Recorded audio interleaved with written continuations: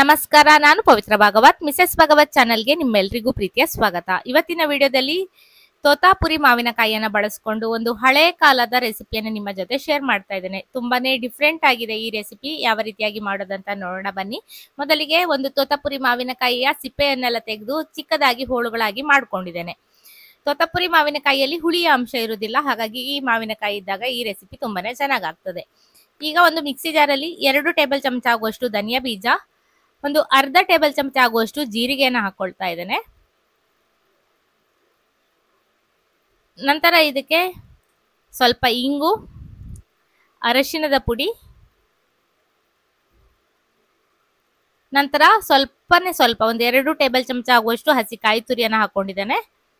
ಈಗ ಇದಕ್ಕೆ ಒಣ ಮೆಣಸಿನಕಾಯಿಯನ್ನು ಹಾಕೊಳ್ತಾ ಇದ್ದೇನೆ. ಒಂದು 4-5 ಮೆಣಸನ್ನು ನಾನಿಲ್ಲಿ ಬಳಸ್ತಾ ಇದ್ದೇನೆ.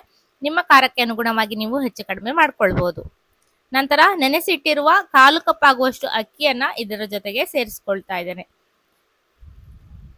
ಒಂದು ರೀತಿ ಪತ್ರೊಡೆ ರೀತಿಯಲ್ಲಿ ಬರ್ತದೆ ಈ ಮಸಾಲೆ.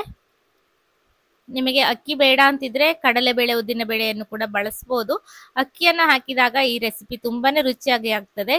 ಇದೇ ವಿಧಾನದಲ್ಲಿ ಈ ರೆಸಿಪಿಯನ್ನ ಮಾಡೋದು. ಕಡಲೆಬೇಳೆ, ಉದ್ದಿನ ಬೇಳೆ ಹಾಕುವ ಕ್ರಮ ಇಲ್ಲ. ನಿಮಗೆ ಅಕ್ಕಿ ಬೇಡ ಅಂತಿದ್ರೆ ಅದನ್ನ ಹಾಕೊಳ್ಬಹುದು. ನಂತರ ರುಚಿಗೆ ಬೇಕಾಗುವಷ್ಟು ಉಪ್ಪನ್ನ ಹಾಕೊಳ್ತಾ ಇದ್ದೇನೆ. ನಂತರ ಹುಳಿಯ ಬ್ಯಾಲೆನ್ಸಿಗೆ ಸ್ವಲ್ಪ ಬೆಲ್ಲವನ್ನ ಹಾಕೊಳ್ತಾ ಇದ್ದೇನೆ.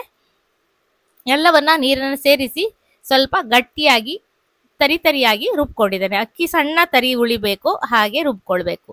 ತುಂಬಾ ನೀರನ್ನ ಹಾಕಿ ನೀರಾಗಿ ರುಬ್ಕೊಳ್ಳೋದು ಬೇಡ, ಸ್ವಲ್ಪ ಗಟ್ಟಿಯಾಗಿ ರುಬ್ಕೊಳ್ಬೇಕು. ಈಗ ಒಂದು ಬಾಣಲೆಯನ್ನು ಬಿಸಿಗಿಟ್ಟು 1-2 ಟೇಬಲ್ ಚಮಚ ಆಗುವಷ್ಟು ಎಣ್ಣೆಯನ್ನು ಹಾಕಿದ್ದೇನೆ.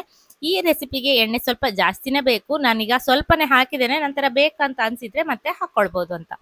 ಎಣ್ಣೆ ಬಿಸಿಯಾದ ನಂತರ ಸಾಸಿವೆ, ಉದ್ದಿನ ಬೇಳೆ, ಕರಿಬೇವಿನ ಸೊಪ್ಪು, ಒಣ ಮೆಣಸನ್ನ ಹಾಕಿ ಒಗ್ಗರಣೆಯನ್ನ ಮಾಡ್ಕೊಂಡಿದ್ದೇನೆ. ನಂತರ ಇದಕ್ಕೆ ಕಟ್ ಮಾಡಿ ಇಟ್ಟಿರುವ ತೋತಾಪುರಿಯ ಮಾವಿನಕಾಯಿಯ ಹೋಳುಗಳನ್ನ ಹಾಕೊಳ್ತಾ ಇದ್ದೇನೆ. ಬೇರೆ ಮಾವಿನಕಾಯಿ ಇಷ್ಟು ಗಟ್ಟಿಯಾಗಿರುವುದಿಲ್ಲ, ತೋತಾಪುರಿ ಮಾವಿನಕಾಯಿ ಗಟ್ಟಿಯಾಗಿರ್ತದೆ, ಹಾಗಾಗಿ ಈ ರೆಸಿಪಿ ಚೆನ್ನಾಗಿ ಬರ್ತದೆ. ಮೆತ್ತಗಿನ ಮಾವಿನಕಾಯಿ ಆದ್ರೆ ಈ ರೀತಿ ಎಣ್ಣೆಯಲ್ಲಿ ಹಾಕಿ ಹುರಿದು ತೆಗೆದಿಟ್ಕೊಂಡು ನಂತರ ಮಸಾಲೆಯನ್ನ, ಈ ರುಬ್ಬಿರುವ ಮಸಾಲೆ ಏನಿರ್ತದೆ ಅದನ್ನ ಎಣ್ಣೆಯಲ್ಲಿ ಚೆನ್ನಾಗಿ ಬೇಯುವ ತನಕ ಹುರಿದ್ಕೊಳ್ಬೇಕು. ನಂತರ ಮಾವಿನಕಾಯಿ ಹೋಳುಗಳನ್ನ ಹಾಕಿ ಮಿಕ್ಸ್ ಮಾಡ್ಕೊಳ್ಬೇಕಾಗ್ತದೆ. ರುಬ್ಬಿರುವ ಮಸಾಲೆಯನ್ನ ಹಾಕಿ ಚೆನ್ನಾಗಿ ಮಿಕ್ಸ್ ಮಾಡಿಕೊಂಡು ಮಿಕ್ಸಿ ಜಾರಿಗೆ ಮತ್ತೆ ಸ್ವಲ್ಪ ನೀರನ್ನ ಹಾಕಿ ಇದನ್ನ ಚೆನ್ನಾಗಿ ಬೇಯಲಿಕ್ಕೆ ಇಟ್ಕೊಳ್ತೇನೆ. ಚೆನ್ನಾಗಿ ಮಿಕ್ಸ್ ಮಾಡ್ಕೊಂಡು ಒಂದು ಮುಚ್ಚಳವನ್ನ ಮುಚ್ಚಿ ಬೇಯಲಿಕ್ಕೆ ಇಡಬೇಕು. ಬೇಯಲಿಕ್ಕೆ ಇಡೋದಕ್ಕಿಂತ ಮುಂಚೆ ಸ್ವಲ್ಪ ಎಣ್ಣೆಯನ್ನ ಹಾಕೋದ್ರಿಂದ ಅದು ಬಾಣಲೆಗೆ ಜಾಸ್ತಿ ಅಂಟ್ಕೊಳ್ಳೋದಿಲ್ಲ ಅಂತ. ಈ ರೆಸಿಪಿಯನ್ನ ಮಾಡುವಾಗ ಸ್ವಲ್ಪ ದಪ್ಪ ತಳದ ಕಬ್ಬಿಣದ ಬಾಣಲೆ ಆದ್ರೆ ಚೆನ್ನಾಗಾಗ್ತದೆ. ಚೆನ್ನಾಗಿ ಮಿಕ್ಸ್ ಮಾಡ್ಕೊಳ್ತಾ ಅಕ್ಕಿಯ ಹಿಟ್ಟು ಚೆನ್ನಾಗಿ ಬೇಯುವ ತನಕ ಇದನ್ನ ಬೇಯಿಸ್ಬೇಕು.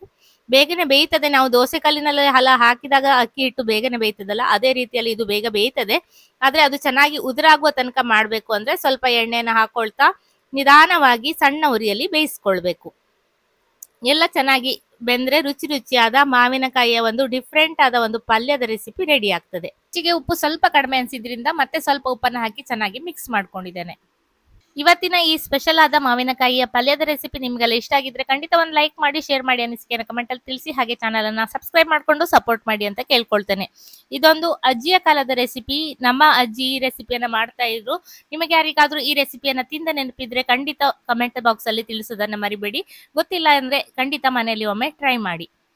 ಇದೇ ರೀತಿ ಇನ್ನೂ ಹೆಚ್ಚಿನ ರೆಸಿಪಿಗಳೊಂದಿಗೆ ಸಿಗ್ತೇನೆ. ಮತ್ತೊಂದು ವಿಡಿಯೋದಲ್ಲಿ ಬರ್ತೇನೆ. ಅಲ್ಲಿಯವರೆಗೂ ನಮಸ್ಕಾರ.